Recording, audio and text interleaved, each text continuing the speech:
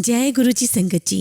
गुरु जी को प्रणाम। आप सभी संगत को जय गुरु जी। संगत जी, ईश्वर का ध्यान कर लेने पर मनुष्य का आकार तो वही रहता है, परंतु उससे अशुभ कर्म नहीं होते। अर्थात जो व्यक्ति अपना सब कुछ ईश्वर को समझकर सांसारिक कार्य करता है, वह कभी गलत कार्य नहीं करता। और संगत जी, ईश्वर के अनंत नाम हैं, अनंत रूप हैं, अनंत भाव हैं। उसे किसी भी नाम से, किसी भी रूप से और किसी भी भाव से कोई पुकारे तो वह सबकी पुकार सुन सकता है, वह सबकी मनोकामना पूरी कर सकता है। और संगत जी, ईश्वर को याद करने का सबसे सरल और उत्तम साधन है शिव पुराण का पाठन करना। तो संगत जी, आज हम शिव पुराण के विंध्येश्वर संहिता खंड 2 के अध्याय 9, 10, 11 व 12 का अध्ययन करेंगे। हम पाठ शुरू करें उससे पहले हम इन चारों पाठों का एक सार पढ़ लेते हैं कि इन चारों अध्याय में है क्या। ये चारों अध्याय बताते हैं संगत जी कि जब कामदेव व रति के भगवान शिव को मोहित करने के सभी प्रयत्न विफल हो गए, तब ब्रह्मा जी का शिव जी को मोहने का अहंकार चूर चूर हो गया। पर उनके मन से यह इच्छा समाप्त नहीं हुई और उन्होंने विष्णु जी का स्मरण किया। तो विष्णु जी ने कहा कि जब माता सती जन्म लेंगी तो आपके दुख का शमन स्वतः ही हो जाएगा। और ब्रह्मा जी ने देवी दुर्गा की स्तुति करना शुरू की तो माँ चामुंडा प्रकट हुई और माँ ने वचन दिया कि भगवान शिव मोहित होकर मुझसे विवाह कर ले, इसलिए मैं सती रूप में पृथ्वी पर जन्म लूंगी। और फिर ब्रह्मा जी की आज्ञा से प्रजापति दक्ष ने देवी उमा को पुत्री रूप में प्राप्त करने के लिए तपस्या शुरू की और माँ ने प्रसन्न होकर दर्शन दिए और प्रजापति दक्ष का आग्रह स्वीकार किया। माँ ने उनकी पुत्री के रूप में जन्म लेकर भगवान शिव से विवाह स्वीकार किया, परंतु माँ ने प्रजापति दक्ष को एक कड़ा निर्देश दिया। वो कड़ा निर्देश क्या है संगत जी, और ये सारे घटना कर्म कैसे हुए, उसको समझने के लिए हम शिव पुराण के विंध्येश्वर संहिता के खंड 2 के अध्याय 9, 10, 11 व 12 का अध्ययन करने जा रहे हैं। अध्याय 9, ब्रह्मा का शिव विवाह हेतु प्रयत्न। ब्रह्मा जी बोले, काम ने प्राणियों को मोहित करने वाला अपना प्रभाव फैलाया। बसंत ने उसका पूरा सहयोग किया। रति के साथ कामदेव ने शिवजी को मोहित करने के लिए अनेक प्रकार के यत्न किए। इसके फलस्वरूप सभी जीव और प्राणी मोहित हो गए। जड़ चेतन समस्त सृष्टि काम के वश में होकर अपनी मर्यादाओं को भूल गई। संयम का व्रत पालन करने वाले ऋषि मुनि अपने कृत्यों पर पश्चाताप करते हुए आश्चर्यचकित थे कि उन्होंने कैसे अपने व्रत को तोड़ दिया, परंतु भगवान शिव पर उनका वश नहीं चल सका। कामदेव के सभी प्रयत्न व्यर्थ हो गए। तब कामदेव निराश हो गए और मेरे पास आए और मुझे प्रणाम करके बोले, हे भगवान, मैं इतना शक्तिशाली नहीं हूँ जो शिवजी को मोह सकूं। यह बात सुनकर मैं चिंता में डूब गया। उसी समय मेरे सांस लेने से बहुत से भयंकर गण प्रकट हो गए जो अनेक वाद्य यंत्रों को जोर जोर से बजाने लगे और मारो मारो की आवाज करने लगे। ऐसी अवस्था देखकर कामदेव ने उनके विषय में मुझसे प्रश्न किया। तब मैंने उन गणों को मार नाम प्रदान कर उन्हें कामदेव को सौंप दिया और बताया कि ये सदा तुम्हारे वश में रहेंगे। तुम्हारी सहायता के लिए ही इनका जन्म हुआ है। यह सुनकर रति और कामदेव बहुत प्रसन्न हुए। काम ने कहा, प्रभु, मैं आपकी आज्ञा के अनुसार पुनः शिवजी को मोहित करने के लिए जाऊंगा, परंतु मुझे यह लगता है कि मैं उन्हें मोहने में सफल नहीं हो पाऊंगा। साथ ही मुझे इस बात का भी डर है कि कहीं वे आपके श्राप के अनुसार मुझे भस्म न कर दें। यह कहकर कामदेव रति, बसंत और अपने मार गणों को साथ लेकर पुनः शिवधाम को चले गए। कामदेव ने शिवजी को मोहित करने के लिए बहुत से उपाय किए, परंतु वे परमात्मा शिव को मोहित करने में सफल न हो सके। फिर कामदेव वहां से वापस आ गए और मुझे अपने असफल होने की सूचना दी। मुझसे कामदेव कहने लगे कि हे ब्राह्मण, आप ही शिवजी को मोह में डालने का उपाय करें। मेरे लिए उन्हें मोहना संभव नहीं है। 9वां अध्याय समाप्त। 10वां अध्याय, ब्रह्मा विष्णु संवाद। ब्रह्मा जी बोले, नारद, कामदेव के चले जाने पर श्री महादेव जी को मोहित कराने का मेरा अहंकार गिरकर चूर चूर हो गया, परंतु मेरे मन में यही चलता रहा कि ऐसा क्या करूं जिससे महात्मा शिव जी स्त्री ग्रहण कर ले। यह सोचते सोचते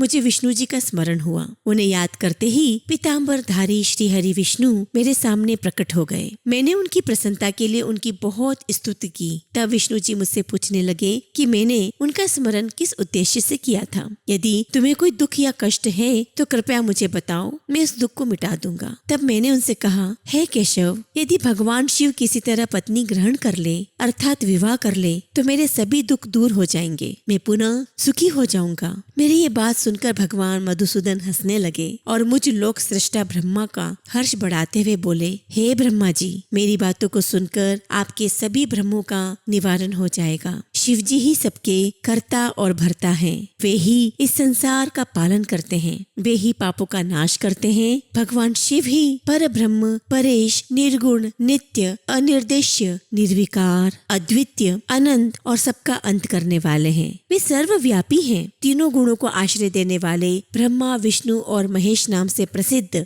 रजोगुण, तमोगुण, सत्व गुण से दूर एवं माया से रहित हैं। भगवान शिव योग परायण और भक्त वत्सल हैं। हे विधे, जब भगवान शिव ने आपकी कृपा से हमें प्रकट किया था, उस समय उन्होंने हमें बताया था कि यद्यपि ब्रह्मा, विष्णु और रुद्र तीनों मेरे ही अवतार होंगे, परंतु रुद्र को मेरा पूर्ण रूप माना जाएगा। इसी प्रकार देवी उमा के भी 3 रूप होंगे। एक रूप का नाम लक्ष्मी होगा और वह श्री हरि की पत्नी होगी। दूसरा रूप सरस्वती का होगा और वे ब्रह्मा जी की पत्नी होंगी। देवी सती उमा का पूर्ण रूप होंगी और वे ही भावी रुद्र की पत्नी होगी। ऐसा कहकर भगवान महेश्वर वहाँ से अंतर ध्यान हो गए। समय आने पर हम दोनों ब्रह्मा विष्णु का विवाह देवी सरस्वती और देवी लक्ष्मी से हुआ। भगवान शिव ने रुद्र के रूप में अवतार लिया। वे कैलाश पर्वत पर निवास करते हैं। जैसा कि भगवान शिव ने बताया था कि रुद्र अवतार की पत्नी देवी सती होगी, जो साक्षात शिवारूप है। अतः तुम्हें उनके अवतरण हेतु प्रार्थना करनी चाहिए। अपने मनोरथ का ध्यान करते हुए देवी शिवा की स्तुति करो।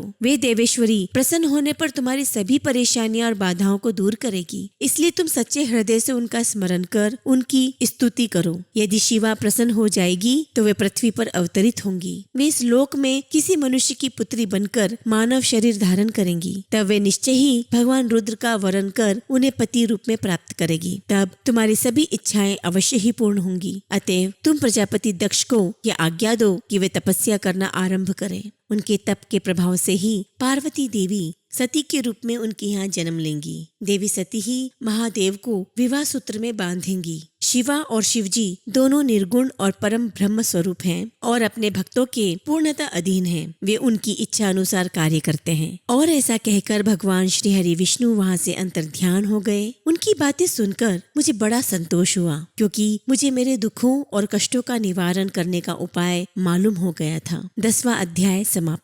11वां अध्याय। ब्रह्मा जी की काली देवी से प्रार्थना। नारद जी बोले, पूज्य पिताजी, विष्णु जी के वहाँ से चले जाने पर क्या हुआ? ब्रह्मा जी कहने लगे कि जब भगवान विष्णु वहाँ से चले गए तो मैं देवी दुर्गा का स्मरण करने लगा और उनकी स्तुति करने लगा। मैंने माँ जगदम्बा से यही प्रार्थना की कि वे मेरा मनोरथ पूर्ण करे। वे पृथ्वी पर अवतरित होकर भगवान शिव का वरण कर उन्हें विवाह बंधन में बांधे। मेरी अनन्य भक्ति स्तुति से प्रसन्न हो योग निद्रा चामुंडा मेरे सामने प्रकट हुई। उनकी कज्जल सी कांति रूप सुंदर और दिव्य था। वे चारों भुजाओं वाले शेर पर बैठी थी। उन्हें सामने देख मैंने उनको अत्यंत नम्रता से प्रणाम किया और उनकी पूजा उपासना की। तब मैंने उन्हें बताया कि देवी, भगवान शिव रुद्र रूप में कैलाश पर्वत पर निवास कर रहे हैं। वे समाधि लगाकर तपस्या में लीन हैं। वे पूर्ण योगी हैं। भगवान रुद्र ब्रह्मचारी हैं और वे गृहस्थ जीवन में प्रवेश नहीं करना चाहते। वे विवाह नहीं करना चाहते। अतः आप उन्हें मोहित कर उनकी पत्नी बनना स्वीकार करें। हे देवी,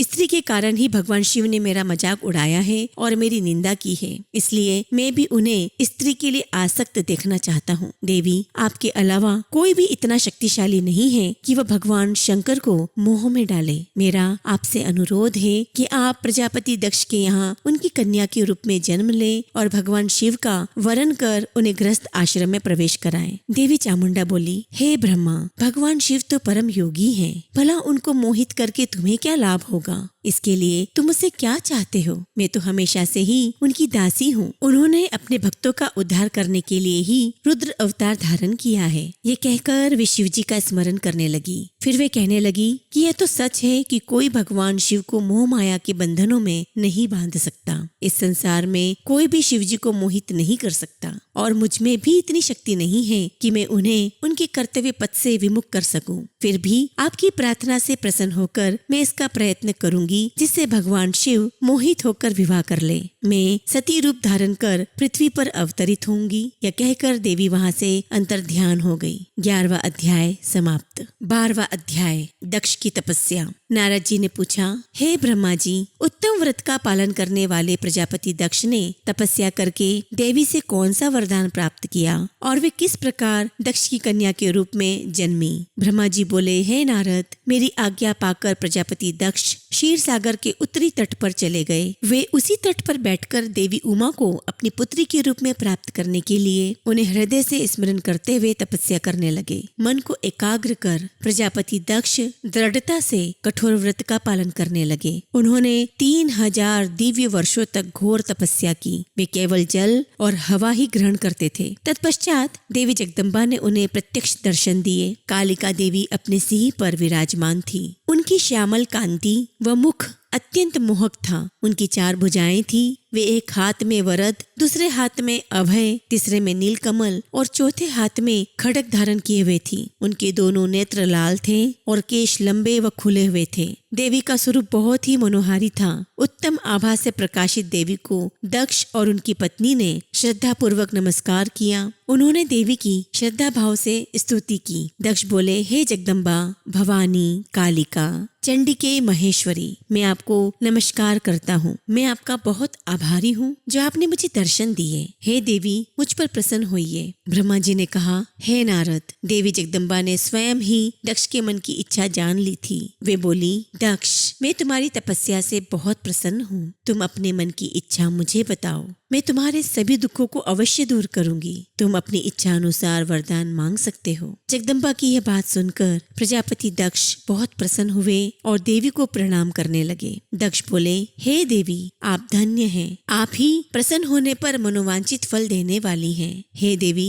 यदि आप मुझे वर देना चाहती हैं तो मेरी बात ध्यान पूर्वक सुने और मेरी इच्छा पूर्ण करें। हे जगदम्बा, मेरे स्वामी शिव ने रुद्र अवतार धारण किया है, परंतु अब तक आपने कोई अवतार धारण नहीं किया है। आपके सिवा कौन उनकी पत्नी होने योग्य है? अतः हे देवी, आप मेरी पुत्री के रूप में धरती पर जन्म लें और भगवान शिव को अपने रूप लावण्य से मोहित करें। हे जगदम्बा, आपके अलावा कोई भी शिव जी को कभी मोहित नहीं कर सकता। इसलिए आप हर मोहिनी अर्थात भगवान को मोहने वाली बनकर संपूर्ण जगत का हित कीजिए। यही मेरे लिए वरदान है। दक्ष का यह वचन सुनकर जगदम्बिका हंसने लगी और मन में भगवान शिव का स्मरण कर बोली, हे प्रजापति दक्ष, तुम्हारी पूजा आराधना से मैं प्रसन्न हूँ। तुम्हारे वर के अनुसार मैं तुम्हारी पुत्री के रूप में जन्म लूंगी। तत्पश्चात बड़ी होकर मैं कठोर तप द्वारा महादेव जी को प्रसन्न कर उन्हें पति रूप में प्राप्त करूंगी। मैं उनकी दासी हूँ। प्रत्येक जन्म में शिव शंभु ही मेरे स्वामी होते हैं। अतः मैं तुम्हारे घर में जन्म लेकर शिवा का अवतार धारण करूंगी। अब तुम घर जाओ, परंतु एक बात हमेशा याद रखना,